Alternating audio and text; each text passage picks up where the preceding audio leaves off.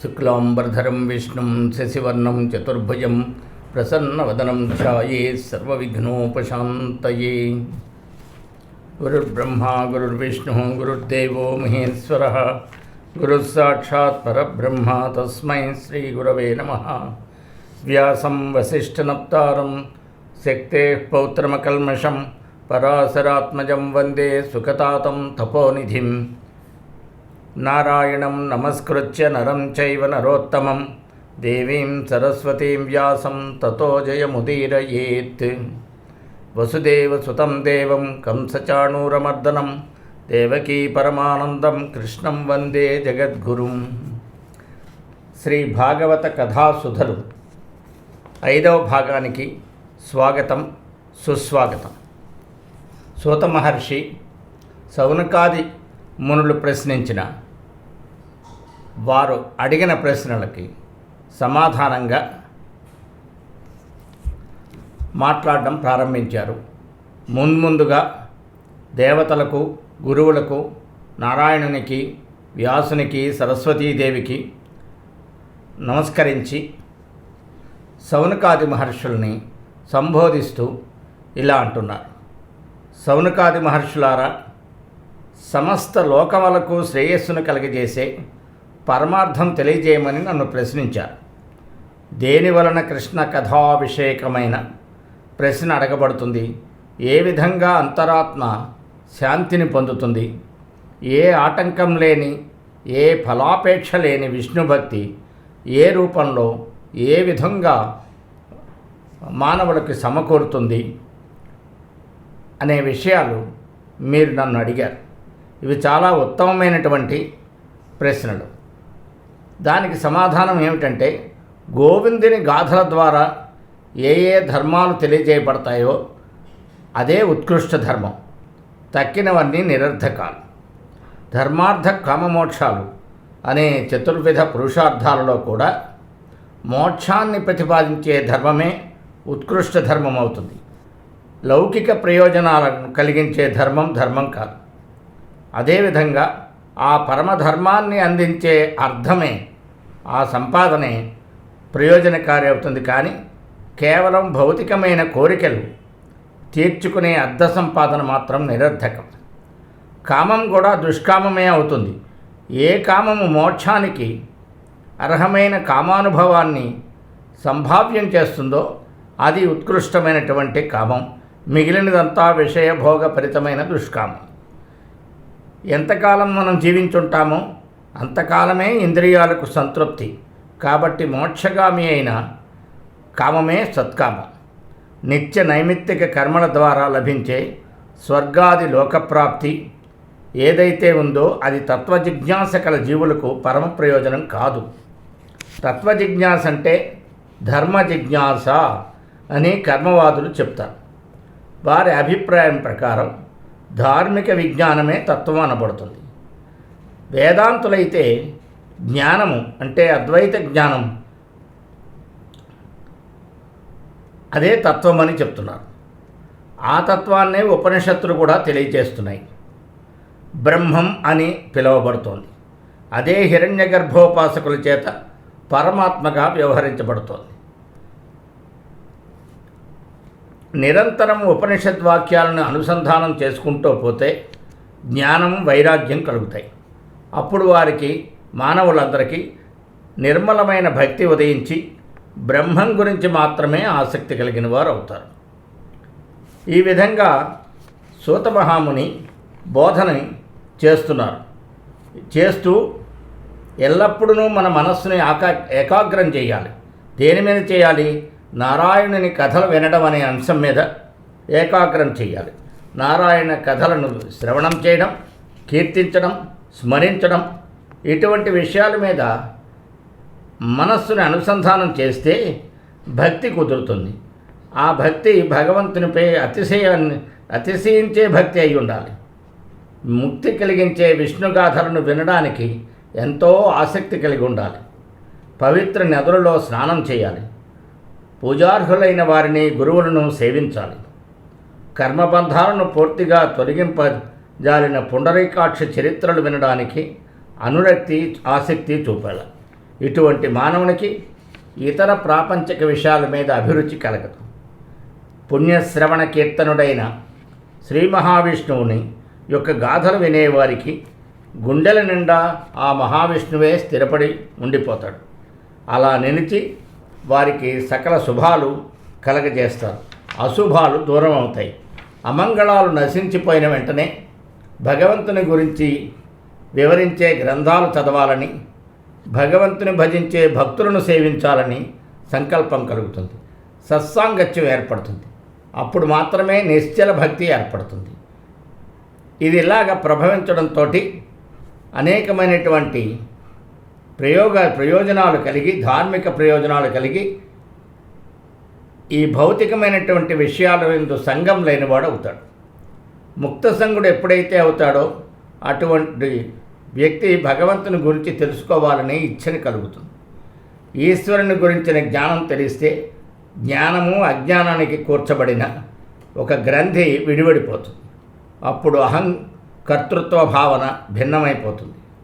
అహం ప్రవృత్తి, నేనే చేస్తున్నాను, నేనే కర్తని అనే ప్రవృత్తి పటాపంచులైతే సర్వ సంశయాలు తొలగిపోతాయి. సంశయాలు ఎప్పుడైతే ఉండవో ప్రారబ్ధ సంచిత ఆగామి కర్మలన్నీ ఏమీ మిగలకుండా నశించిపోతాయి అనే ధర్మాన్ని సూత మహాముని భాగవత ప్రవచనానికి ముందుగానే సౌనకాది మునులకి చెప్పారు. ఎందుకంటే ఏదైనా ఒక వ్యాధికి చాలా బరువైనటువంటి, చాలా మహత్తరమైనటువంటి వైద్యం ఎలా చేస్తాడో వైద్యుడు, ఆ విధంగా ఆ కలియుగంలో మానవుల లక్షణాల గురించి మనం పద్యం స్మరించాం క్రిందటి భాగంలో. అలసలు, మందబుద్ధియుతులు, ఉగ్రరోగ సంకలితులు, మందభాగ్యులు, ఇలా సుకర్మములేవియు చేయజాలరి కలియుగమునందు వారికి అయ్యేది ఏది చేస్తే శాంతం కలుగుతుంది, ఏది చేస్తే ఆనందం కలుగుతుంది అని ప్రశ్న చేశారు కదా. ఆ ప్రశ్నకి సమాధానం చాలా గట్టిగా చెప్పాలి. దాని ప్రభావం ముందరే చూపెట్టాలి. ఆ ప్రభావం చూపెట్టి మానవుల యొక్క మనస్థితిని తయారు చేసి ఈ భాగవతాన్ని వినడానికి వీలుగా వారిని తయారు చేసి అప్పుడు భాగవతం చెప్పడం ప్రారంభిస్తారు. అందువలన ఈ విచారం, తత్వ విచారము తెలియజేసి సూత మహర్షి నారాయణుని యొక్క ఏకవింశత్యవతారములు ఎలా కలిగాయే, అవతారాలు ఏమిటి అని సూక్ష్మంగా, క్లుప్తంగా తెలియజేయడం ప్రారంభించారు. నారాయణుని యొక్క అవతారములు తెలుసుకుందాం. మొట్టమొదటిది ఆదినారాయణ అవతారము, 2 వరాహ అవతారము, 3 నారదుడు, 4 నరనారాయణులు, 5 కపిలుడు, 6వది దత్తాత్రేయుడు, 7 యజ్ఞుడు, 8 ఉరుక్రములు, 9వది పృథువు చక్రవర్తి, 10 మీనావతారం, 11 కూర్మావతారం, 12 ధన్వంతరి, 13 మోహిని అవతారము, 14వ అవతారం నరసింహావతారము, 15వ అవతారం వామనుడు, 16వ అవతారం పరశురాముడు, 17వ అవతారం వేదవ్యాసుడు, 18వ అవతారం శ్రీరామచంద్రమూర్తి, 19వ అవతారం బలరామకృష్ణులు, 20వ అవతారంలో బుద్ధుడు, 21వ అవతారంలో కల్కి. ఈ అవతారాలు ఇక్కడ సూతుడు చెప్తున్నప్పుడు ఇలా ఉంటాయి.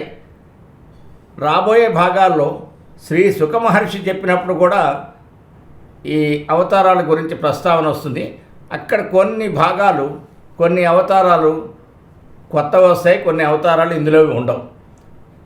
విశేషంగా తెలుసుకోవాల్సింది ఏంటంటే భాగవతం భగవంతుని యొక్క లీలావతారాలను గురించి తెలియజేస్తుంది. భగవంతుని లీలావతారములు 21, 22, 25 అనేది లెక్క సమంజసం కాదు. ఎందుకంటే భగవంతుని లీలావతారములు అనేకముగా ఉంటాయి.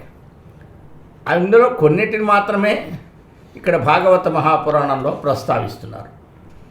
ఈ అవతారముల యొక్క స్మరణ చేసిన వెంటనే అలా చేసినటువంటి మనుషుడికి ఏ ఫలం కలుగుతుంది అని కూడా భాగవతం ఫలశ్రుతి చెప్తోంది. శ్రీమన్నారాయణుని అవతార గాథలు ఎన్నో అంతరార్థాలతో విరాజులతో ఉంటాయి.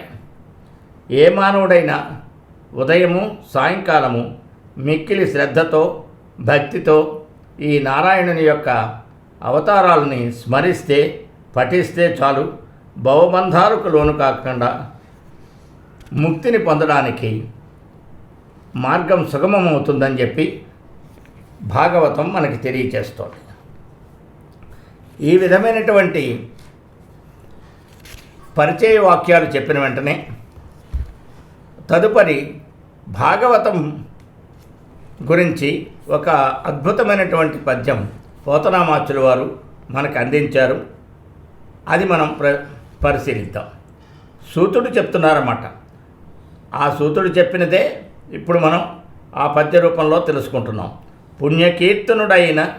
పుణ్యకీర్తనుడైన భువనేశు చరితంబు బ్రహ్మతుల్యంబైన భాగవతము సకల పురాణ రాజము తొల్లి లోకభద్రముగా ధన్యముగా మోదముగన్ ప్రీతిన్ భగవంతుడగు వ్యాసభట్టారకుడనర్చే సుకుండనీడు తన శృతిని చేత చదివించే ఇంతయు సకల వేదైతిహాసముల లోపల నెల్ల సారమైన ఈ పురాణమెల్ల నెలమి ఆ సుఖయోగి గంగ నడుమ నిల్చి ఘన విరక్తియొదవి మునులతోడ ఉపవిష్టుడగు పరీక్షిన్నరేంద్రునకు అడుగ చెప్పే వినుడు. అంటే ఏమిటంటే రాబోయే కథాంశాన్ని ముందరే మనకి సూచనప్రాయంగా చెప్తున్నారు. భాగవతాన్ని పుణ్యకీర్తనుడైన జగదీశ్వరుని యొక్క చరిత్రమది. ఇది పరబ్రహ్మముకు ప్రతిరూపమైనది. సర్వ పురాణాల్లోనూ శ్రేష్టమైనది. విశ్వకళ్యాణార్థమై భగవంతుడైన వేదవ్యాస మహర్షి అత్యంత పవిత్రంగా ఆనందమయంగా అనురాగపూర్వకంగా లోకాన్ని అనుగ్రహించాలని దీన్ని విరచించి దీన్నంతటినీ తన కుమారుడైన శ్రీశుకుని చేత చదివించారు.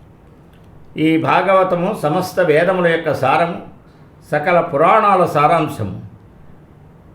గంగానది మధ్య భాగంలో సంసార విరక్తుడై మునిశాపగ్రస్తుడైనటువంటి పరీక్షిన్ మహారాజుకి శ్రీ సుఖబ్రహ్మ ఈ భాగవతాన్ని మొట్టమొదట వినిపించారు అని వ్యాసుడు వారు సూతుడు వారు సౌనకాది మునులకి తెలియజేస్తున్నారు. ఇది ఈ భాగవతానికి మనకి వివిధ ప్రదేశాల్లో మనకి తెలియచేస్తున్నారు. దాన్ని అనుగ్రహిస్తూ పరిచయాలను తెలియజేస్తూ దీని తర్వాత మనం భాగవత కథల్లోకి ముఖ్యమైన భాగవత కథల్లోకి వెళ్ళి తెలుసుకోవడానికి ప్రయత్నం చేద్దాం. సర్వం శ్రీ కృష్ణార్పణమస్తు. స్వస్తి.